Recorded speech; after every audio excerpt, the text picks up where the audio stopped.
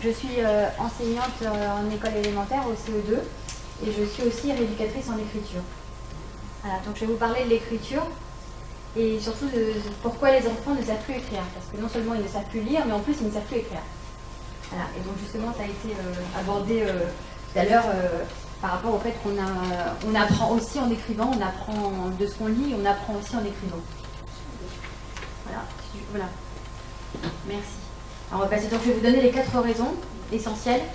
Donc, je vous laisse lire. Donc, le manque de formation des professeurs des écoles. C'est les 4 points que je vais aborder. Le fait qu'il y ait moins de motricité fine et plus de graphisme en maternelle. La réduction du temps de classe, donc du temps consacré aux apprentissages fondamentaux. On en a beaucoup parlé en début de séance et je vais y revenir assez rapidement. Et le développement de l'utilisation des photocopies et des fichiers. Et ceux du CP au CE2 essentiellement. Les enfants n'écrivent plus, on utilise des fichiers sur lesquels ils complètent. Voilà, je vais passer la diapo suivante. Non, dans l'autre sens. Voilà. Alors, moi j'ai été formée à l'IUFM, donc à l'Institut universitaire de formation des maîtres de Bonneuil en 2005. Et j'ai reçu 3 heures de cours sur la lecture. Véritablement 3 heures de cours. Les 3 heures de cours, je peux vous les raconter rapidement. On nous a mis des manuels de lecture sur la table. On nous a fait une grosse pile comme ça en disant voilà, ça c'est les manuels syllabiques. Ça c'est nul. Ça c'est ceux des titulaires, des vieux, des réacs, de ceux qui ne savent pas apprendre. Et voilà, ribambelle, crocolibre, des méthodes actives. Attention, là les élèves sont actifs, c'est une lecture active et c'est ça qu'il faut prendre. Voilà. Donc nous on n'y connaissait rien, on a dit ah bon, il ne faut pas prendre ça, ben, on va pas prendre ça. Voilà. Donc ça c'est pour la lecture. Et puis l'écriture, alors une demi-heure. Parce que ça l'écriture, c'est la science des ânes, ça sert à rien, à personne. Et de toute façon, bientôt ils auront des tablettes partout. Déjà en 2005, on me l'a dit. Et puis de toute façon, les enfants, ben, la tenue de crayon, c'est personnel. Donc oui, c'est personnel. Donc il faut laisser les enfants tenir leur crayon comme ils ont envie. Vous faites bien comme vous avez envie de vous, et ben eux aussi. Voilà. Donc on nous a montré que pour faire un A, il fallait faire une petite patte devant, de préférence. Et puis pour faire un C aussi.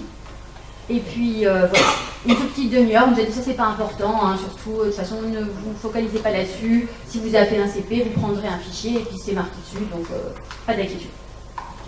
Voilà. On va passer peut-être à là. Alors, justement, avant le CP, il y a la grande section. Et voilà le type d'exercice qu'on propose dans pratiquement toutes les écoles de France et de Navarre en grande section. C'est-à-dire un modèle visuel, ce qu'on appelle un modèle visuel. C'est-à-dire que on met les enfants en petits groupes, parce que c'est souvent comme ça, c'est des ateliers tournants qui fonctionnent en maternelle. Et puis la maîtresse va prendre en charge l'atelier le plus important, mathématiques ou ce qu'ils appellent lecture, puis l'après-lecture. L'ADSEM va prendre l'atelier peinture, parce que là c'est salissant, il faut du personnel, il faut quelqu'un pour aider les enfants. Et puis le graphisme, parents pauvres, eh bien on va laisser les enfants assis autour d'une table avec un modèle. Donc le modèle que vous voyez, modèle visuel. Et l'enfant va reproduire. Donc on voit le petit Wassim qui essaie péniblement de reproduire les espèces de pointes de i qui sont là. Et vous voyez qu'au fur et à mesure de la ligne, eh bien ça se dégrade parce qu'en fait, comme c'est un modèle visuel et qu'il n'a aucune notion du geste qu'il faut faire pour le reproduire, eh bien le point prend de plus en plus d'importance. Et à la fin, il a une espèce de gros point allongé là au ovaloïde avec la suite au combat. Et en plus, c'est du format A4. Et il faut bien penser que du format A4, pour un enfant de 5 ans, bah, c'est énorme. C'est comme si nous, on écrivait sur la surface de la table. Donc du coup, il est amené à utiliser toute sa main, voire tout son bras. Et d'ailleurs, on voit que sur les dernières lignes, vous voyez que sur le M, il est de plus en plus penché. Parce que l'enfant est comme ça, il est au début comme ça, c'est à côté de lui. Et puis au fur et à mesure que la ligne avance, eh bien, sa main est loin et il penche de plus en plus. Donc, on ne lui a absolument pas appris un geste, mais on lui a appris à reproduire, même pas, on ne lui a rien appris du tout en fait. On lui a demandé de reproduire un modèle visuel. Alors, il fait vraiment comme il peut. Voilà, donc ça c'est le graphisme qui est fait, mais les fiches comme ça, on en trouve moi dans toutes les écoles maternelles où je suis passée, j'ai lu ça quoi. Et ça, d'ailleurs à l'UFM, vous avez bien dit, bah voilà, il faut faire du graphisme. Le graphisme c'est ça. Et moi j'ai eu l'occasion de faire un tout petit peu de maternelle et j'ai complété une vieille institut, à l'époque elle me paraissait vieille parce que moi j'étais plus jeune. Voilà. Donc, et elle faisait faire, donc moi j'étais sortie toute frais émolue de l'UFM et on m'avait dit surtout il faut faire du graphisme, c'est très important pour les enfants, etc. Donc moi je faisais ça. Et elle faisait couture. Et moi je l'ai regardée en me disant mais qu'est-ce qu'elle fait couture? C'est quoi ça sert la couture? Ils vont venir apprendre les enfants de la couture, mais qu'est-ce que c'est que ce truc? Eh bien je me suis rendu compte des années plus tard qu'elle avait bien raison. Parce que la couture, c'est la motricité fine. C'est ce qui permet ensuite, voilà, aux enfants de pouvoir bien écrire parce qu'ils savent utiliser leurs doigts et que c'est ça qui est important en maternelle et non pas leur donner des exercices qui sont infaisables pour eux. Mais bon, mais à coup pas, je ne le savais pas à l'époque. Voilà, on va passer... Alors justement, l'illustration, donc toujours en grande section.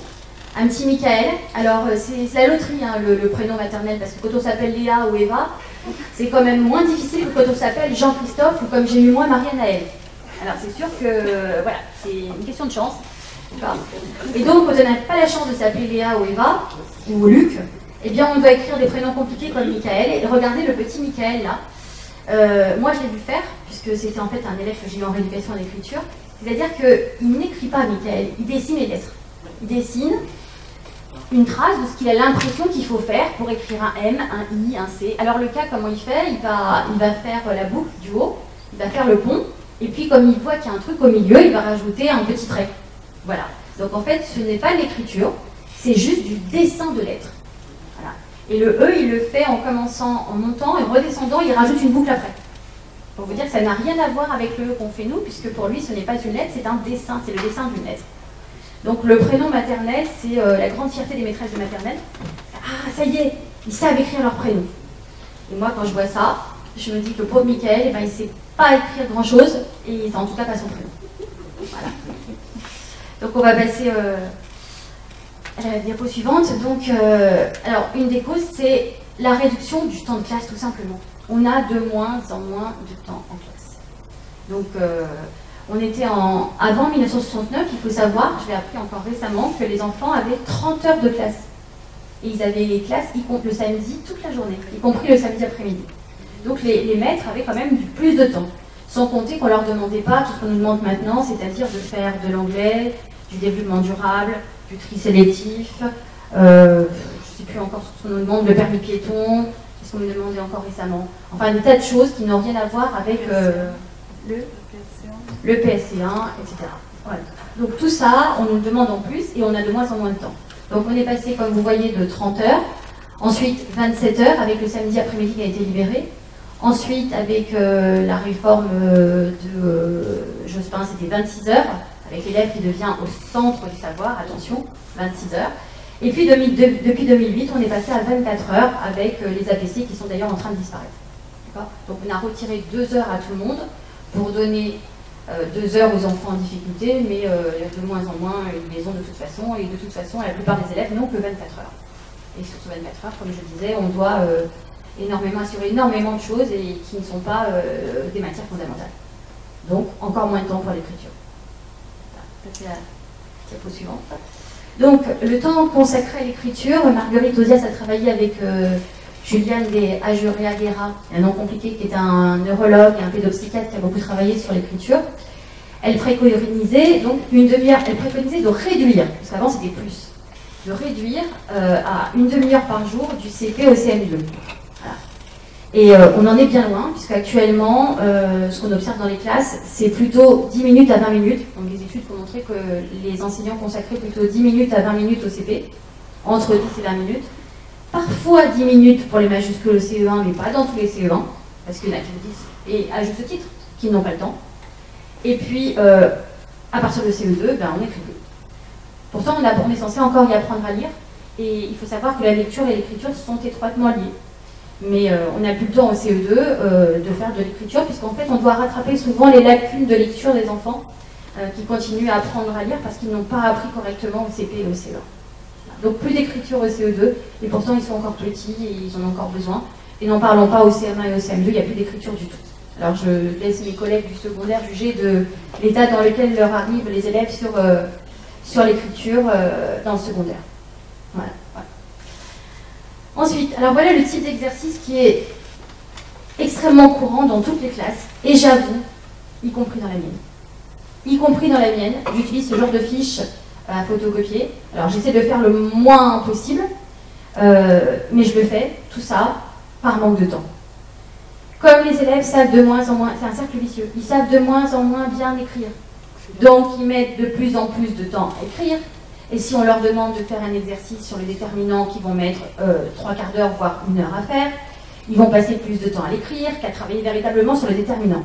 Donc on a un dilemme, voilà, moral à résoudre, c'est est-ce que je leur donne l'exercice entièrement à copier et il faudrait le faire parce que comme ça ils s'entraîneraient à l'écriture, mais du coup il y en a certains qui vont écrire 2 phrases, ils ne vont pas beaucoup s'entraîner sur les déterminants, et, ou alors est-ce que je privilégie le côté grammatical, voilà, et ils vont remplir les déterminants et pas beaucoup écrire. Alors on essaye, voilà, on fait au mieux, comme on peut dans les classes, mais et certains collègues ne donnent que des fiches comme ça, il faut le savoir. Que des fiches comme ça.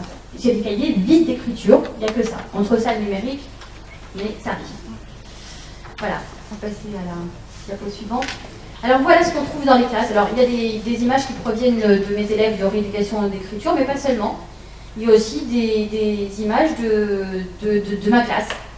D'accord, donc là, les 2 enfants regardaient la tenue de crayon. Et effectivement, ça donne raison à mes formateurs de l'UFM qui nous disaient, enfin ça donne raison, oh ben c'est très personnel. C'est très très personnel, une tenue de crayon, vous pouvez le constater sur les images. Oui. Le gaucher, c'est normal puisqu'on lui a pas mis correctement sa feuille sous sa main gauche. Bien sûr. En l'inclinant. J'ai eu, moi, des élèves de seconde qui étaient droitiers et qui tenaient leurs mains comme des gauchers en tordant la main. Oui, parce que la feuille n'est pas mise déjà correctement, mais c'est pas qu'on ne l'a pas mis. Là, par exemple, le petit garçon que vous voyez à droite, qui est gaucher, c'est un élève que j'ai reçu, moi, en rééducation en écriture. Donc, je fais un test, au départ, pour voir comment ils écrivent. Donc, je laisse faire. Donc, il est arrivé, voilà. Et oui, il copie ce que vont faire des droitiers. Exactement. Et quand on voit un droitier qui tire sa main comme un gaucher, je vous assure que ça fait Ah, ben, je peux vous dire que j'en vois beaucoup. J'en vois beaucoup. Donc on va en voir d'autres justement. Alors ça c'est dans ma classe. Donc on voit la gauchère, là, donc, que j'ai mise à droite. Voilà, regardez comment elle tient. Donc du fait que personne ne lui a jamais dit, donc il fallait. Alors je lui dis, bien sûr moi je lui ai dit, forcément. Mais j'ai beau le avoir dit, elle est au CE2, elle a passé depuis la grande section à écrire avec sa feuille droite. Donc elle a pris cette mauvaise habitude et j'ai beau la corriger à peu près 20 fois par jour, ça ne suffit pas. Et elle s'appelle Lou. Lou remet toujours sa feuille comme ça et vous regardez dans quelle position très inconfortable elle est pour écrire. Voilà. Quant à celle de gauche, donc elle est droitière, mais regardez en fait son crayon, il est son stylo, il est autonome en fait dans sa main. C'est-à-dire que elle tient, il est dans sa main, mais elle le maîtrise pas, absolument pas. Et il fait un peu ce qu'il veut. D'ailleurs, elle a une écriture de quelqu'un où c'est le stylo qui décide du tracé de sa lettre. Flottant. Voilà, c'est un stylo flottant, exactement, c'est très jolie image. Voilà. Alors ça c'est encore, ça c'est des élèves de rééducation d'écriture. Regardez la tenue, il tient ça comme un marteau, donc celui de gauche. C'est un adolescent, d'accord. Donc je plains mes pauvres collègues du secondaire, parce que si vous avez des élèves qui tiennent leur stylo comme ça, je ne sais pas ce que ça doit donner sur l'écriture. Il y a des copies qu'on ne peut pas corriger. On ne peut pas corriger, je sais, je le vois après. Et à droite, c'est un petit garçon que j'ai eu en rééducation en écriture, donc niveau CE2, qui est arrivé avec des problèmes d'écriture, mais des problèmes de soins, de concentration, d'apprentissage, etc. Et en améliorant l'écriture, il a tout amélioré. Il avait des cahiers qu'il pouvait relire, il avait envie de bien écrire, il avait envie de bien travailler, il avait envie d'apprendre, et il a complètement tout amélioré. Ça a été, chez lui, ça a été vraiment hyper positif. Alors, justement, venons-en à la bonne posture. Voilà. La bonne posture, c'est un cahier penché. Une feuille penchée à droite pour les gauchers et à gauche pour les droitiers. Et ça, c'est la base. Parce que si on n'a pas la bonne posture, eh bien, et ça, personne.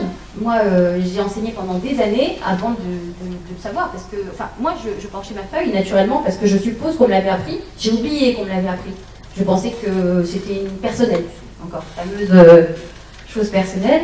Mais en fait, personne ne me l'avait dit à l'UFM, donc moi, je ne l'ai jamais dit à mes élèves. À aucun moment, ni en maternelle, ni en CE1, ni dans aucune classe, je n'ai dit à mes élèves de pencher leur cahier parce que je ne savais pas que c'était pas une particularité de ma part, mais que c'était la bonne posture. Voilà. Donc bien sûr, maintenant, je le fais. Voilà. Et j'apprends donc à mes élèves de rééducation d'écriture déjà que la posture, c'est essentiel et que sans une bonne posture, on ne peut pas écrire correctement. Donc non seulement le cahier doit être penché, du côté de la main qui n'écrit pas, mais en plus, la main, le stylo et l'avant-bras doivent être dans l'axe du cahier. C'est-à-dire qu'il y a un parallélisme entre le bras, vous voyez, et le bord vertical du cahier. Et que ce soit pour un droitier ou un gaucher, c'est la même chose. Et ça évite justement aux gauchers de casser le poignet et de tenir comme ça. Et ça leur permet d'écrire en voyant, en étant toujours, ils peuvent voir ce qu'ils écrivent. Exactement comme un droitier en fait. Il n'y a pas de raison qu'un gaucher écrive moins bien qu'un droitier, et il n'y a pas de raison pour qu'un gaucher ait à casser son poignet. Il suffit de pencher sa feuille comme ça, du côté droit. Ça a l'air tellement simple et pourtant on oublie de le dire. Ensuite, on va regarder donc la bonne tenue du crayon, c'est une tenue, ce qu'on appelle tripode, c'est-à-dire avec les 3 doigts, où le crayon repose sur le majeur, l'index repose sur le crayon, et c'est le pouce qui va faire tout le travail, c'est le pouce qui va se plier et se déplier et faire le mouvement des doigts qui va permettre l'écriture. Voilà.